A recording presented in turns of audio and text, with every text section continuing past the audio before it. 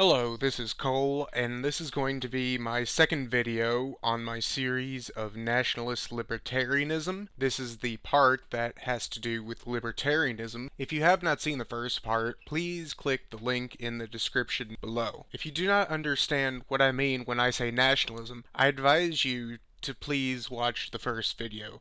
Europeans seem to have a hang-up with the word libertarianism. Right now, discard the notion that libertarianism is synonymous with anarchism. America does not have anarchism on its political radar. American libertarianism is developed from classical liberalism. It is, in fact, minarchist, not anarchist. Libertarianism still allows public lands and national parks and the like.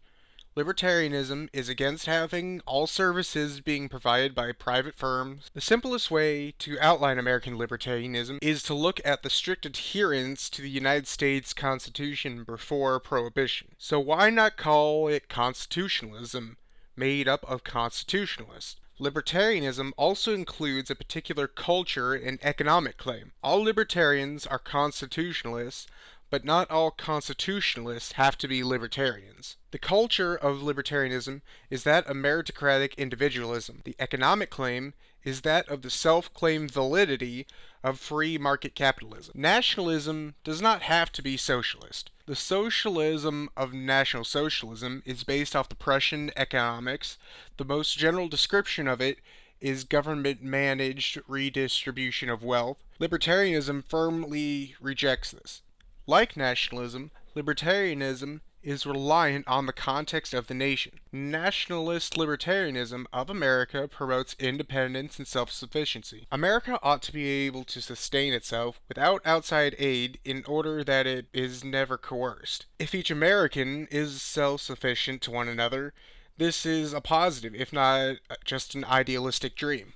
Some countries may never be able to be independent or self-sufficient. They may simply lack the raw materials, or land mass, or agriculture. When I talk about the adoption of nationalist libertarianism, I speak only about my fellow Americans. All other peoples will have to find their own way.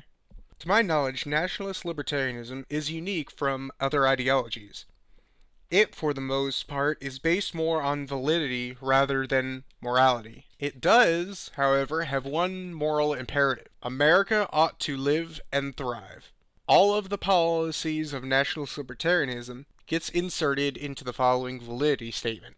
If America enacts or becomes more/less blank, then America ought to live and thrive. It removes the moral argument from politics and shifts it to a provable and evidence-based argumentation. I am saying that it is a series of beliefs that particular actions or inactions will result in a specific or particular outcome. These particular belief premises of libertarianism within the nationalist libertarianism are minarchism.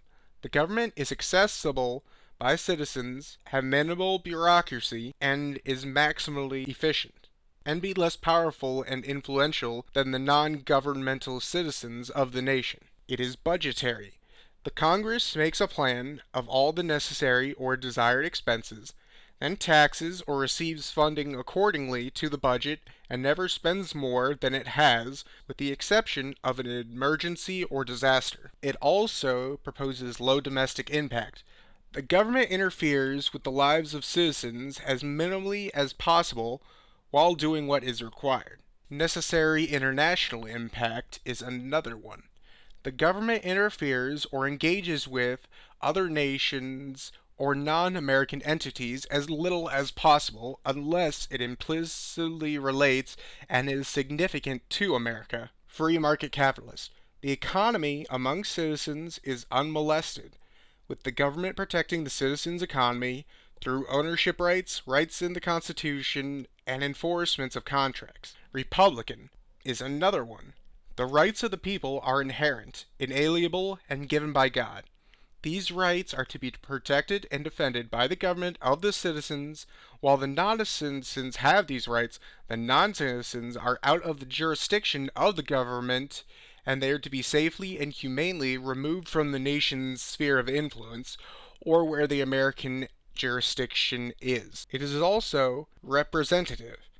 The government and its laws and actions are representative of the nation, and every citizen is equally and recognizably influential over them, while a representative law or policy is proportionally likely to be enacted if a percentage of voters who are in favor is greater than the percentage of those who are against favoring, with any remaining percentage being indifferent or unparticipatory. It is also transparent.